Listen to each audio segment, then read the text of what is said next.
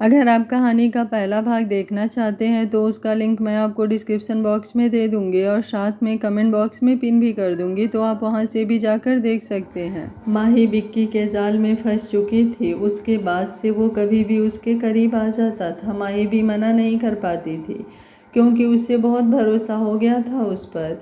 एक दिन उसे पता चला कि वो प्रेग्नेंट है तो उसकी हैरानी का कोई ठिकाना ना रहा। कितना भी वो मॉडल थी, आज के ज़माने में जीने वाली लड़की, लेकिन एक बिन ब्याही लड़की का माँ बनना क्या होता है वो अच्छे से जानती थी। और शायद ये जानकर उसके पेरेंट्स भी गुस्सा ही होते। साथ ही उसने एक फ़ैसला ले लिया था शादी का। उस दिन ऑफिस से आने के बाद वो विक्की के गले से लटक गई। आज तो बड़ा प्यार आ रहा है बेबी डॉल को, विक्की ने उसे कमर से थामते हुए कहा। विक्की, मुझे तुमसे कुछ ज़रूरी बात करनी है, माही ने सीरियस होते हुए कहा तो उसने हाँ में सिर हिलाया। विक्की, मुझे लगता है अब हमें शादी कर लेनी चाहिए। वैसे भी मॉम डैड का बहुत प्रेशर है इस टाइम कि मैं शादी कर लूँ, और मुझे भी यही लगता है। पर क्यों? अभी तक तो सब ठीक था, हम साथ खुश हैं तो शादी?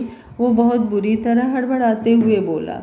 वो किसी हाल में नहीं चाहता था कि उसके हाथ से माही नाम का खजाना जाए। उसके पैसों पर ही वो ऐश करता था, पर शादी वो उससे नहीं करना चाहता था।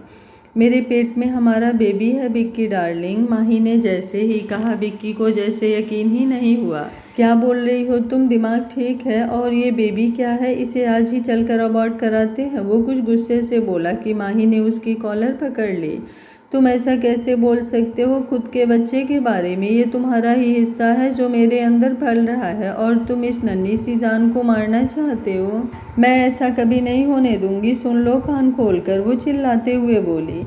ऐसा है तो ठीक है, ये बेबी या मैं, एक को चुनना होगा तुम्हें। वो अपने कॉलर उससे छुड़ाते हुए बोला तो माही की आंखें भर आई। विक्की, वो भारी गले से बोली, लेकिन उसने माही की एक ना सुनी।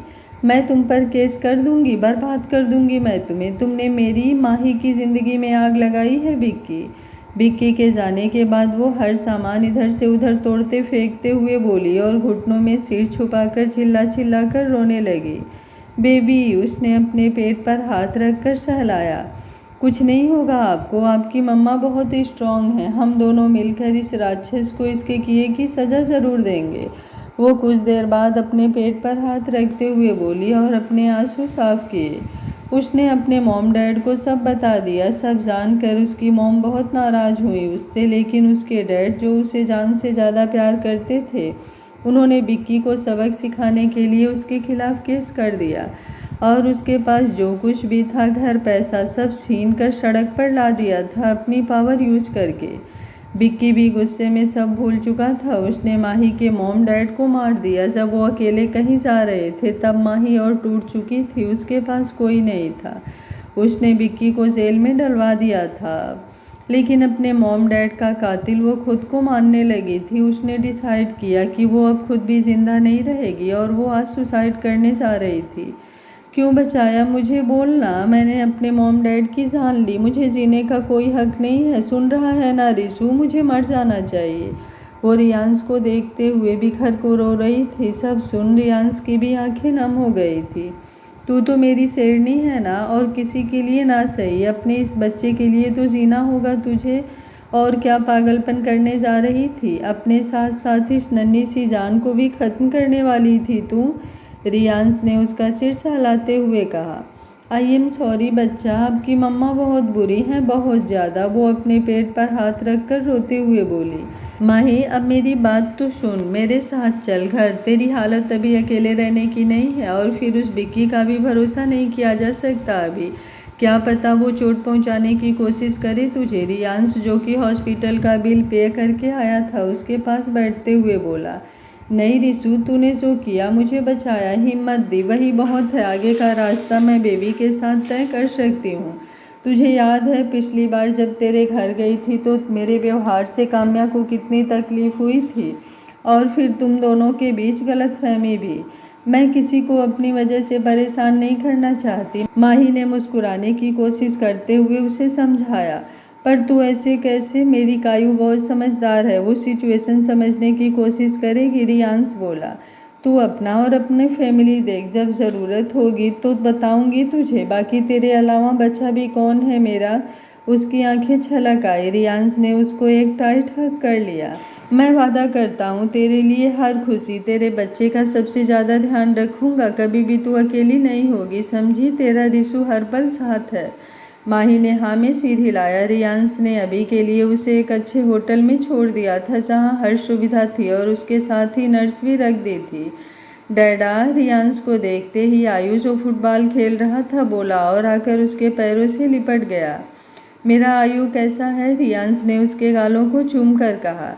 अच्छा है डैडा। आयु, क्यों मम्मा, हम सब ने आपको बहुत मिस किया है।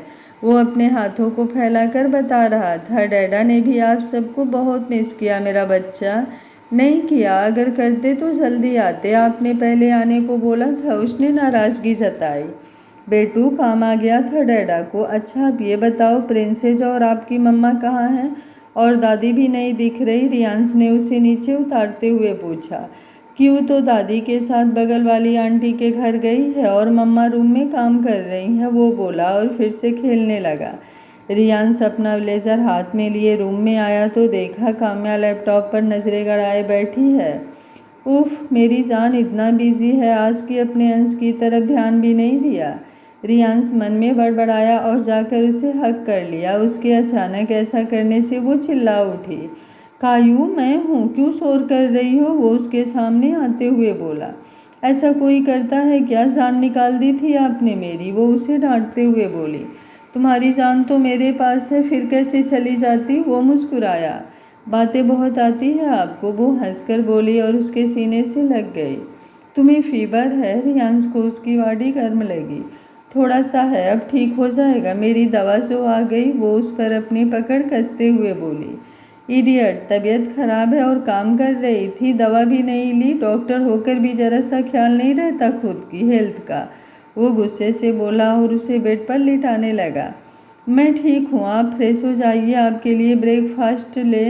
कहते कहते वो चुप हो गई क्योंकि रियांश उसे जलती निगाहों से घूर रहा था। उसे ऐसे देख वो डरते हुए बोली, मैं आराम कर लेती हूँ। रियांश के होठों पर मुस्कान आ गई। उसने कपड़े चेंज किए, बिना ही उसे जूस ला कर दिया, फिर दवाई खिलाई और फ्रेश होने चला गया। जब वो वॉशरूम से शावर लेकर आया तो देखा वो सो चुकी थी, लेकिन कांप रही थी। वो भागते हुए उसके करीब आया और जल्दी से ब्लैंकेट उसके ऊपर डाल दिया। कायू, क्या हुआ? वो परेशान सा उसके सिर पर हाथ फेरते हुए बोला। वो अभी भी ठंड से सिकुड़ी जा रही थी। मैं माँ को बुलाता हूँ, वो आ गई होंगी। वो भागता हुआ नीचे आया और विभा जी को बुलाकर ले गया। डैडा, क्या हुआ मम्मा को? कियारा ने आंखों में आंसू भरकर रियांश का हाथ खींचते हुए कहा। बस जरा सा बुखार है बच्चा, वो ठीक हो जाएगी, आप परेशान मत हो। रियांश ने उसके आंसू साफ करते हुए कहा। विभा जी जो कि काम्या के लिए काढ़ा बनाकर लाई थी, उसे पिला रही थी। इन्हीं सबके बीच रियांश, जो कि माही के बारे में काम्या को बताने वाला था, वो उसके दिमाग से निकल चुका था। अगले 1-2 दिन उसका ध्यान बस काम्या पर ही था। एक दिन जब वो ऑफिस में था तो उसे अचानक ही माही का ख्याल आया। माही ने उसे कॉल तक नहीं किया, वो सीधे होटल उससे मिलने चला गया। कैसी है? एक बार भी कॉल तक नहीं किया तूने, और अभी जब मैं कर रहा था तो रिसीव नहीं हुआ। पता है कितना घबरा गया था मैं। वो माही के डोर खोलते ही बोला। Relax Rishu, I am fine. वो वोमिटिंग हो रही थी बस सुबह से, तो फ़ोन का ध्यान ही नहीं रहा। वो रियांश के साथ रूम में आते हुए बोली। वेट, मैं डॉक्टर से अपॉइंटमेंट लेता हूँ, फिर शाम तक या अभी ही चलते हैं। तुम परेशान मत हो रिशु, मैं चली जाऊंगी। वो दोनों आपस में बात कर रहे थे, लेकिन वहीं कोई था जो दरवाजे के पास छुपा हुआ था। बेबी डॉल, तुम्हें क्या लगा इतनी आसानी से मुझसे पीछा छुड़ा लोगी? तो तुम्हारी बहुत बड़ी गलतफहमी है। और ये तुम्हारा दोस्त रियांश राठौड़, ये तुम्हें मुझसे तब बचा पाएगा ना जब खुद की ज़िंदगी को बचाएगा। जो जो मेरे सामने आएगा सबको सज़ा भुगतनी होगी। मुझे बर्बाद करोगे तुम दोनों। शायद अभी भी बिक्की को जान नहीं पाई हो माही बेबी। वो शैतानी मुस्कान लाते हुए खुद से बोला और उसने माही रियांश की फ़ोटो अपने फ़ोन में ले ली। अब आएगा इस खेल का असली मज़ा, वो हंसते हुए बोला और चला गया। रियांश की बात माही को माननी ही पड़ी और वो रेडी होने लगी। काम्या से ही पूछ लेता हूँ माही के लिए डॉक्टर, वैसे आज बता भी दूँ वरना नाराज़ हो जाएगी। रियांश ने काम्या का नंबर डायल किया, लेकिन एक नर्स ने उठाया और बताया कि अभी वो ओटी में बिजी है। रियांश, आज चलो घर आएगी तब बात कर लूँगा, अभी तो माही को दिखाना ज़रूरी है डॉक्टर को। माही, रियांश ने उसके पास आकर आवाज़ दी तो वो अतीत की यादों से बाहर आ निकली। अर्थु सो गया है, लेकिन आज इसे मैं अपने पास सुला लेता हूँ, वरना जागा तो फिर से परेशान करेगा तुझे, रियांश बोला। पर काम्या, तुम टेंशन मत लो, मैं संभाल लूँगा दोनों को, रियांश ने उसे तसल्ली दी और अर्थ को गोद में उठाए ही अपनी रूम में आ गया। काम्या बेड पर अर्थ लेटी रियांश के फ़ोन में कार्टून देख रही थी। रियांश ने अर्थ को लिटाया और काम्या को देखा, जिसका सारा ध्यान बस फ़ोन में था। कायू, बच्चा बस ज़्यादा देर तक फ़ोन नहीं देखते, आंखें खराब हो जाती है, इधर लाओ, रियांश ने उससे फ़ोन मांगा। ना, मुझे अभी देखना है, कहकर काम्या ने फ़ोन अपने पीछे कर लिया। जिद्दी मत बनो, फ़ोन दो, रियांश ने कुछ सख्ती से कहा। बहुत गंदे हो, कायू को डांटा। कायू तुमसे कट्टी है, अब कभी बात नहीं करेगी, वो सुबकते हुए बोली और रियांश का फ़ोन उसकी तरफ फेंक दिया। अरे क्यों कट्टी, वो उसके पास आने को हुआ कि वो मुंह फुलाए काउच पर भागकर बैठ गई। मेरे पास मत आना अब, कहकर वो वहीं सिकुड़ कर बैठ गई। उसकी गहरी आंखों में आंसू थे जो रियांश की थोड़ी सी सख्ती से ही भर आए थे। सॉरी जान, रियांश ने उसके पास आकर अपने कान पकड़ लिए। काम्या ने एक नज़र उसे देखा और बुरा सा मुंह बनाकर चेहरा फेर लिया। क्यूटी, रियांश ने मुस्कुरा कर कहा और उसके पास बैठ गया। काम्या उसे धक्का देने लगी तो रियांश ने हटने के बजाय उसे अपनी ही गोदी में बिठा लिया। वो कुछ ना कुछ बोल रही थी, उसकी सांसें रियांश को अपनी गर्दन पर महसूस हो रही थी। रियांश ने उसके मुंह पर अपनी उंगली रख दी। सॉरी, आगे से नहीं डांटूंगा, अब गुड बेबीज की तरह रेस्ट करो, मुझे काम भी करना है, रियांश ने उसका सिर अपने सीने से लगाते हुए कहा। वो अब तुम्हारा दोस्त मैं नहीं, काम्या ने अर्थ की तरफ इशारा करते हुए मासूमियत से कहा। ऐसा किसने कहा, वो उसके सिर पर प्यार से हाथ सहलाते हुए बोला। तुमने उसे बच्चा कहा था और गोदी भी लिया, बच्चा तो मुझे बोलते हो, वो शिकायत करती हुई बोली। रियांश को उसे ऐसे शिकायत करता देख पुरानी काम्या की याद आई, जैसे वो करती थी। अगर वो कियारा को भी थोड़ा ज़्यादा प्यार कर दे तो जाने कितनी देर शिकायत करती। उसे सबसे ज़्यादा प्यार रियांश की परवाह बस खुद के लिए चाहिए होती थी। आज उससे पहले वाली झलक दिख रही थी। वो बहुत दर्द में महसूस कर रहा था। काम्या के इस हालत का जिम्मेदार वो ही तो था। उसकी आंखें बंद हो गई। आई एम सॉरी कायू, बहुत तकलीफ़ दी है मैंने आज तक अपनी जान को। हमारी शादी के बाद भी तुमने कितना कुछ सहा, और फिर जरा सी खुशियाँ क्या आई, सब बहा ले गई अपने साथ, उसने काम्या को मजबूती से खुद में समेटे हुए कहा और एक कतरा आंसू उसकी आंखों में आ गए।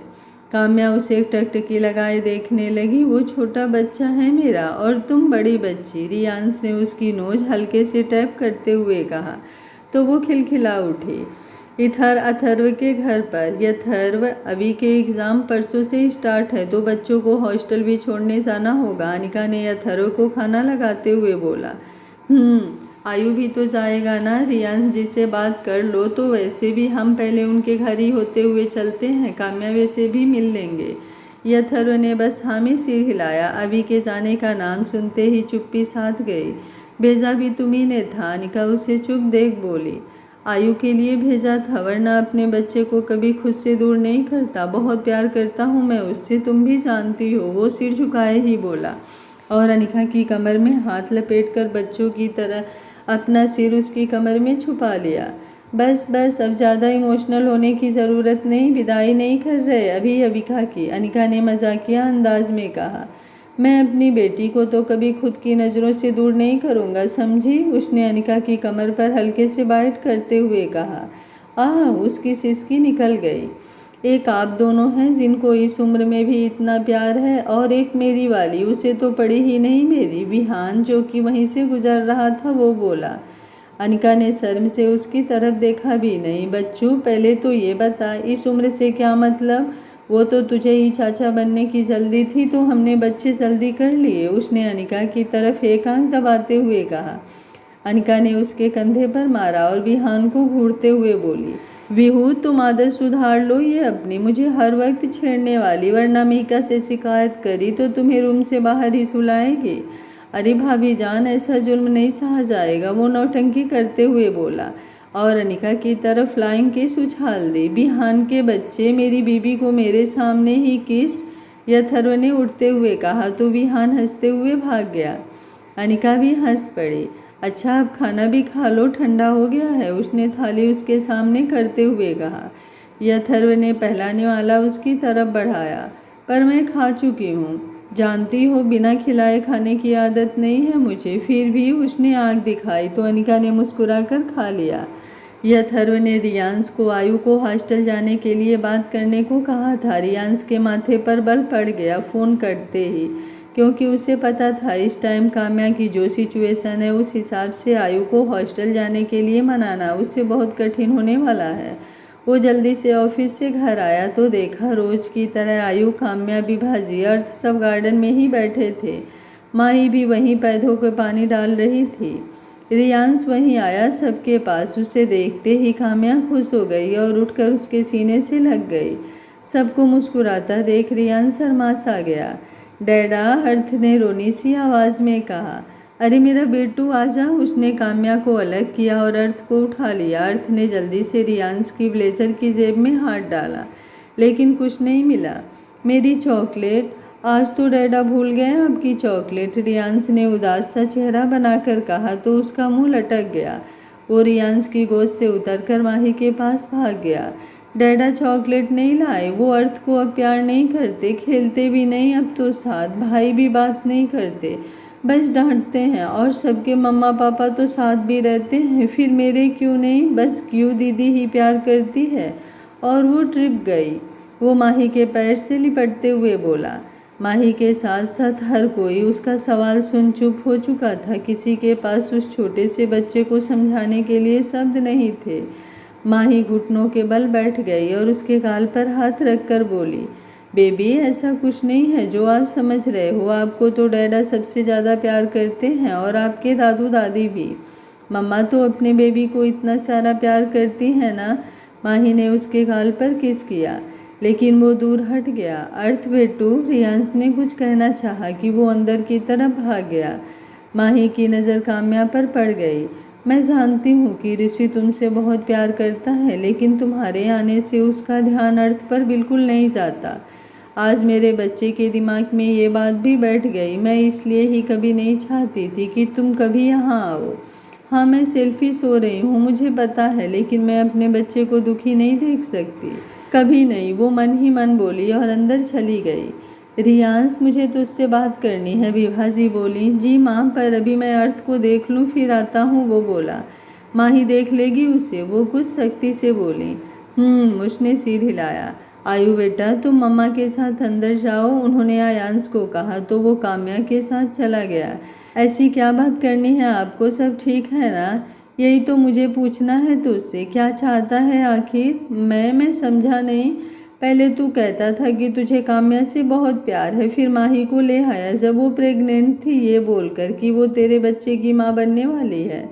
काम्या जब चली गई सब छोड़कर, तब सबके कहने से ही सही, लेकिन तूने उससे शादी की, फिर उसे कोई अधिकार क्यों नहीं दिया आज तक, और काम्या के लिए तड़पता रहा। अब वो आ गई है, लेकिन उसकी हालत ठीक नहीं। बच्चे भी अब बड़े हो रहे हैं तो सवाल तो करेंगे ही। कुछ सोचा समझा है? क्या करेगा, क्या जवाब देगा तू उस 5 साल के बच्चे को? क्या समझाएगा आयु को जो आज तक तुझसे बात तक नहीं करना चाहता? विभाजी को सवालों ने उसे झकझोर दिया। माँ आप तो, वो लड़खड़ाए शब्द को जोड़ने की कोशिश करने लगा। क्या करूँ मैं, बोल। मैं आज तक कोई सवाल नहीं किया, तूने जो किया करने दिया, लेकिन अब मुझसे नहीं होगा। काम्या की हालत सही नहीं है तो उसे ही छोड़ दे, उसके घर और अर्थ, माही, बच्चों सबके साथ जिंदगी में आगे बढ़। माँ, वो चिल्लाया। मैं कायू के बिना नहीं रह सकता, आप सब ये बात जानती हैं कि मैं कितना प्यार करता हूँ उससे, वो चीखते हुए बोला। तो माही और अर्थ कहाँ से आए? वो तेरा ही बेटा है ना, वो गुस्से से बोली। वो मेरा बेटा नहीं है, वो माही। और बोलते बोलते वो रुक गया। उसे समझ आया वो गुस्से में क्या बोल चुका था। अर्थ किसका बेटा है? वो कुछ नाराजगी से बोली। मैं आपको कुछ नहीं बता सकता, कुछ भी हो, कोई भी रहा हो, लेकिन अब वो अर्थ रियांश सिंह राठौर है, रियांश ने कहा और चला गया। माही इधर अर्थ को खाना खिलाने की कोशिश कर रही थी, लेकिन गुस्सा उसका भी रियांश पर ही गया था। वो एक बार खाने की तरफ देख भी नहीं रहा था और ना ही कुछ खा रहा था। माही को आज उसमें कुछ विक्की की भी झलक दिख रही थी, जिस वजह से उसकी आंखें भर आई थी। नहीं, मैं क्या सोच रही हूँ, ये मेरा बच्चा है, उसका नहीं। इसमें रिशु के संस्कार हैं, ये कभी कोई गलत काम नहीं करेगा, कभी नहीं। कहते हुए उसने खुद से उसे चिपका लिया। एक डर उसके दिल में बैठ चुका था। विभाजी के सवालों ने रियांश को आईना दिखा दिया था। उसके घर के अंदर आते ही देखा माही उसे खिलाने की कोशिश में लगी हुई थी, लेकिन अर्थ नहीं खा रहा था। रियांश ने खुद को मजबूत करके एक फैसला ले लिया था कि अब आगे उसे क्या करना है। वो सीधे आयु के रूम में गया। आयु, तुम अपनी पैकिंग कर लो, कल हॉस्टल जाना है, परसों से एग्ज़ाम है तुम्हारे। उसने सीधे ही अपनी बात रख दी। मम्मा को छोड़कर मैं कोई सवाल जवाब नहीं करना मुझे, वो तुम्हारी मॉम है तो हम सबको भी कुछ लगती हैं। वैसे भी इस बार बोर्ड्स है, तो अभी जाओ और आगे की पढ़ाई यहीं से करना, रियांश ने कहा और बिना उसकी बात सुने अपने रूम में चला गया। माही का फ़ोन बज रहा था। मम्मा फ़ोन, अर्थ ने उसे हिलाते हुए कहा। तो वो जैसे होश में आई, उसने कॉल रिसीव की। हेलो, कौन बोल रहा है? स्वीट हार्ट, कैसी हो? इतनी जल्दी आवाज़ भी भूल गई? ये आवाज़ सुनते ही उसकी आंखें लाल हो गई गुस्से से। तुम्हारी हिम्मत कैसे हुई मेरे पास कॉल करने की? वो धीमी लेकिन गुस्से भरी आवाज़ में बोली।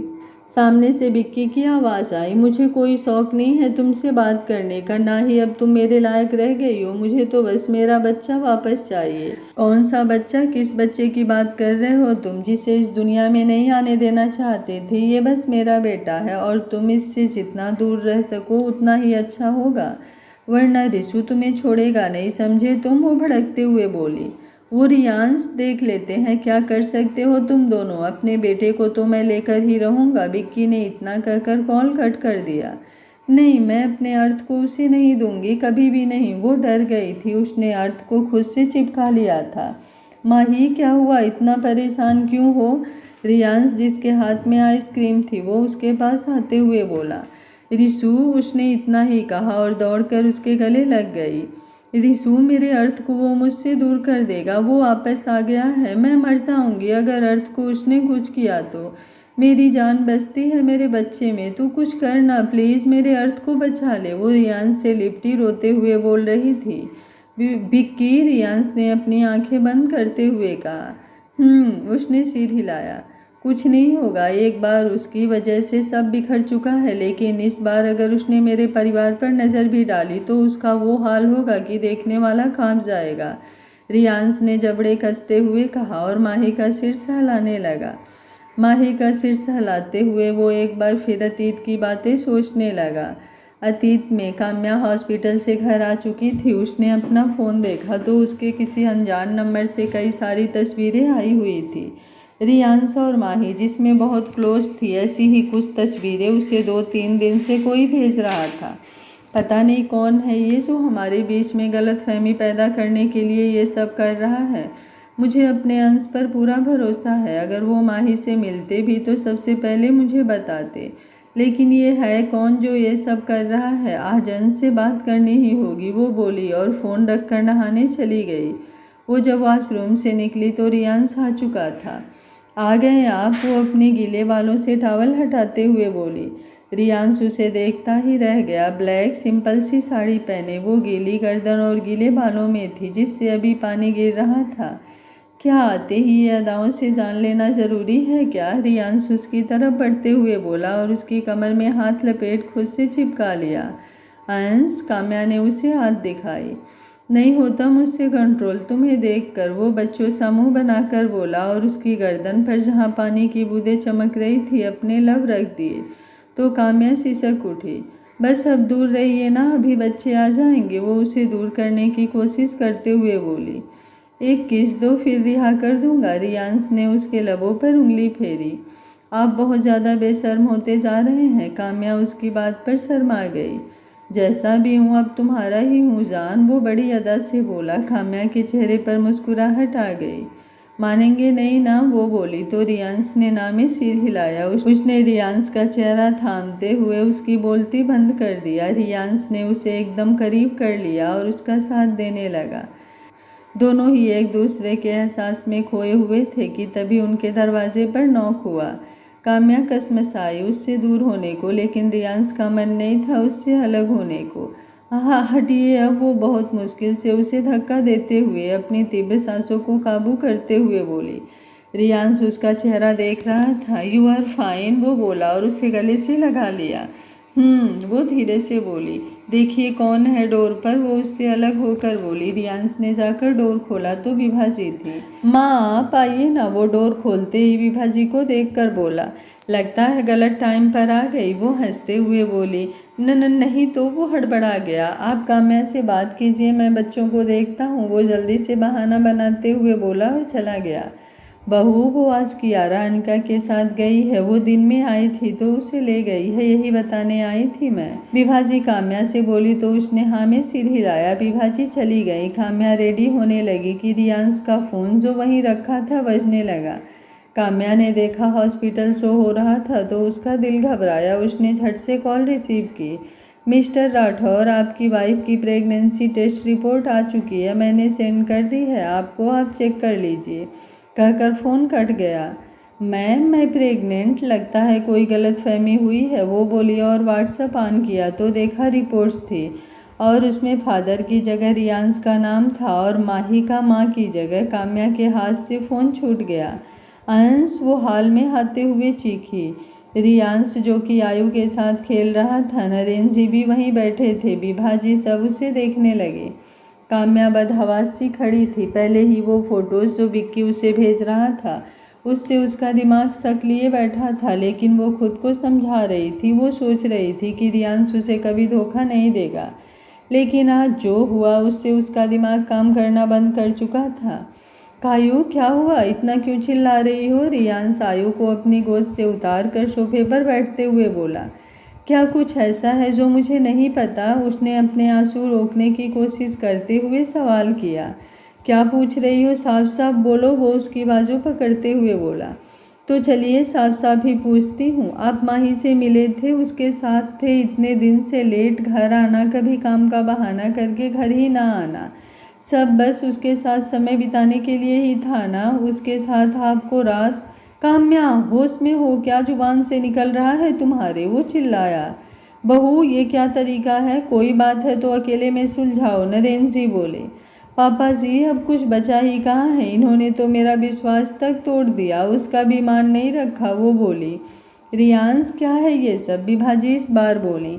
माँ इनसे पूछिए आप ही कि क्या ये माही के साथ थे। कायू वेट, मैं समझाता हूँ, कुछ नहीं समझना मुझे, बस हाँ या ना में जवाब चाहिए, वो गुस्से से बोली तो रियांश ने हाँ में सिर हिलाया। बधाई हो मिस्टर राठौर, आप बाप बनने वाले हैं और हमें कमर तक नहीं, वो व्यंग से बोली और उसके फ़ोन की रिपोर्ट्स खोल कर नरेंद्र जी के सामने कर दी। कायू पापा आप लोग मुझे मौका तो दीजिए, रियांश बोला ही था कि उसके गाल पर एक थप्पड़ पड़ा जो कि नरेंद्र जी ने मारा था। काम्या रोते हुए घुटनों पर बैठ गई थी।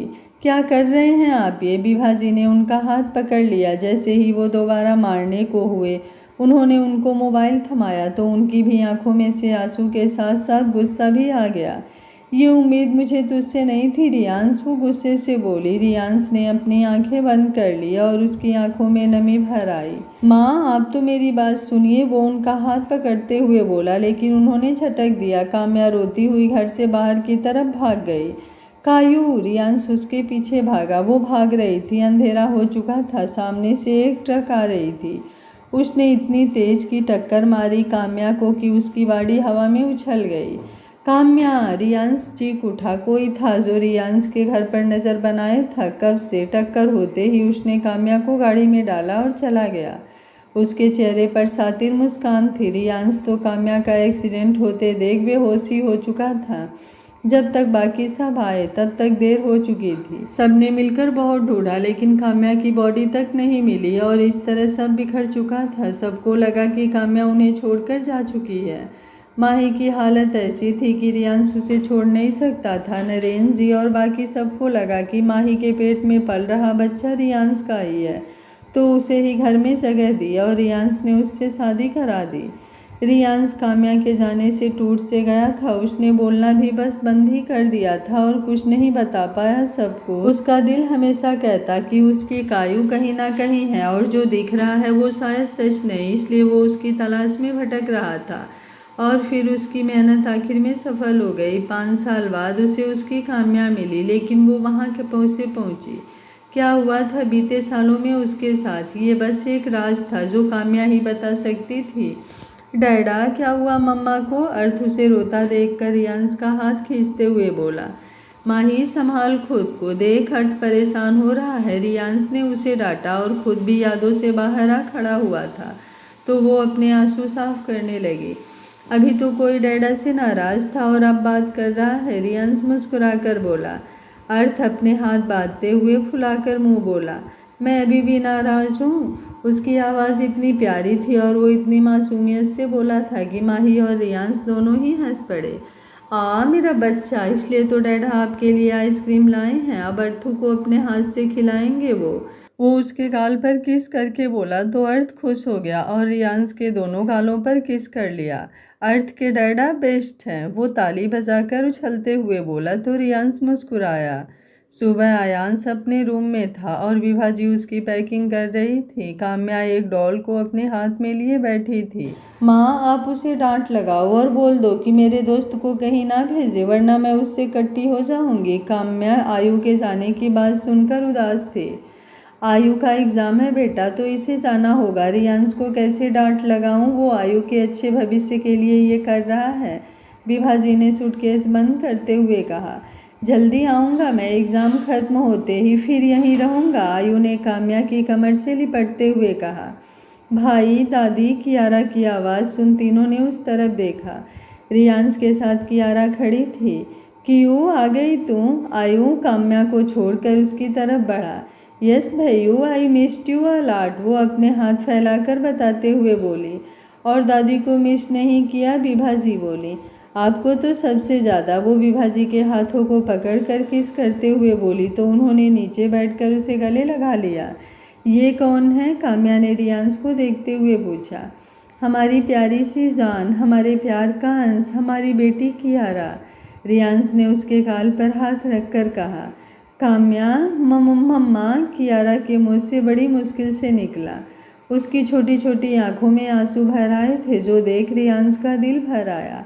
काम्या बस रियांस से बात कर रही थी, कियारा को देख भी नहीं रही थी। अब कायू, कियारा बुला रही है तुम्हें, रियांस ने उसे कियारा के सामने कर दिया। नहीं है, ये मेरी मम्मा जो हमको छोड़कर भाग गई थी, मेरी मम्मा बस माही मम्मा है। अचानक कियारा नफरत भरी आवाज़ में बोली। मेरी मम्मा और बेबू कहाँ है डैडा? वो रियांस से बोली। कहाँ है बेबू? मैं कब से उसे ढूंढ रही हूँ, सब है, बस वही नहीं दिख रहा, और ना ही मेरी मम्मा, वो बेचैनी से बोली। क्यों? बस ज़्यादा नाटक करने की ज़रूरत नहीं है माही, हमारी कुछ नहीं है, हमारी मम्मा बस यही है जो हमारे सामने है, बाकी और कोई नहीं है, आयु ने डांट लगाते हुए कहा। काम्या आयु को गुस्से में देखकर कुछ समझ तो नहीं आ रहा था उसे, कभी वो आयु को तो कभी वो कियारा को देख रही थी, लेकिन कियारा की बात सुनकर उसे इफेक्ट पड़ रहा था। उसने अपने कानों को बंद कर लिया, उसके दिमाग में कुछ बातें घूमने लगी और उसने एकाएक चिल्लाया, जिससे सब लोग उसकी तरफ देखने लगे। आगे क्या होगा कहानी में जानने के लिए कहानी के साथ बने रहिए। फिर से आप लोगों के कमेंट्स और लाइक होना कम हो गए, क्या हुआ? आप लोगों को कहानी पसंद नहीं आ रही है? यार, थोड़ा सा आप लोग सपोर्ट करते रहिए, हौसला बनता है और थोड़े व्यूज भी अच्छे चले जाते हैं। उम्मीद करती हूँ कहानी को आप लोग एंजॉय कर रहे होंगे। अगर कहानी का अगला भाग आप लोग जल्द से जल्द देखना चाहते हैं तो कमेंट बॉक्स को अपने प्यारे प्यारे कमेंट्स से भर दीजिए। मुझे आप लोगों के प्यारे कमेंट का इंतज़ार रहेगा और आप लोग कहानी के अगले पार्ट का इंतज़ार कीजिए। Thank you for watching.